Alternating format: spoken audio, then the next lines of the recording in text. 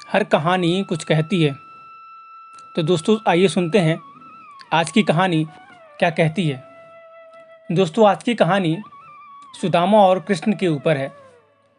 लोग पूछते हैं कि सुदामा भगवान के दोस्त होते हुए भी इतने गरीब क्यों थे।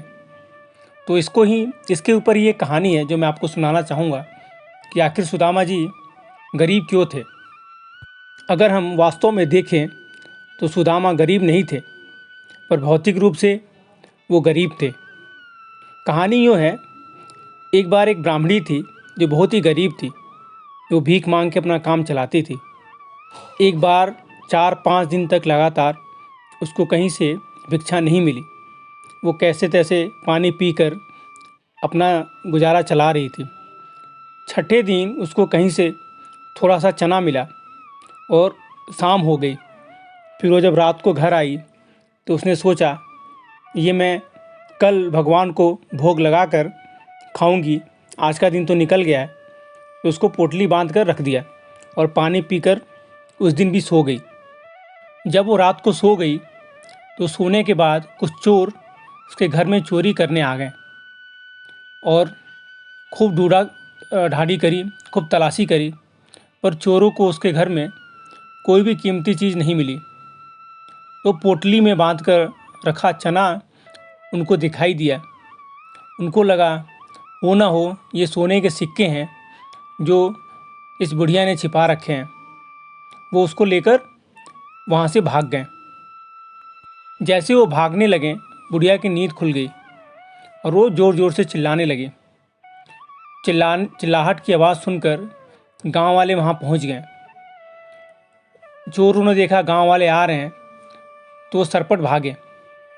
रास्ते में गांव के पास ही संदीपन मुनि का आश्रम था। चोर वहीं पे छिप गए। रात में जब वो आश्रम में घुसे, गुरु माता को लगा कि कोई आश्रम में आया है, तो वो देखने गई। उनको आता देखकर चोर हड़बड़ाकर वहाँ से भागे। भागते भागते वो चना वहीं गिर गया। उनको ध्यान नहीं रहा, चने की पोटली वहीं गिर गई और वो भाग गए।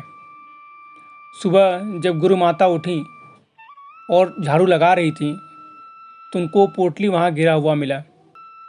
खोल के देखा तो चना था। वो उसको रख ली।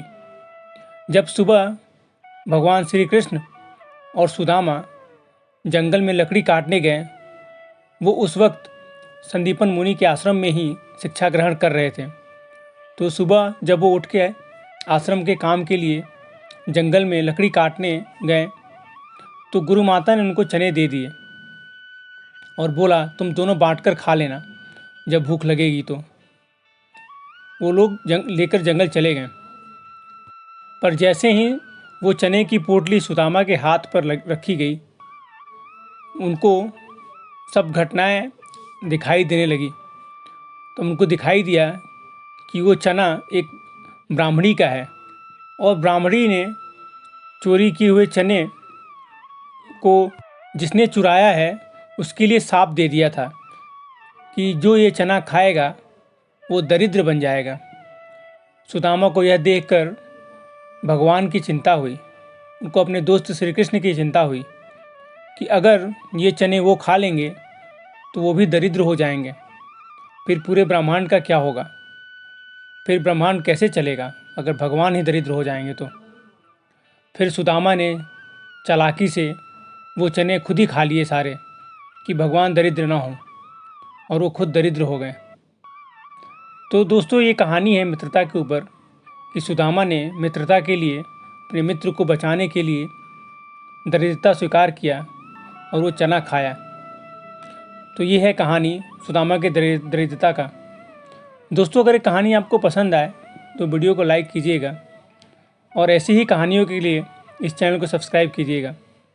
कल मैं फिर हाजिर होऊंगा नई कहानी के साथ। तब तक के लिए मुझे विदा दीजिए। धन्यवाद।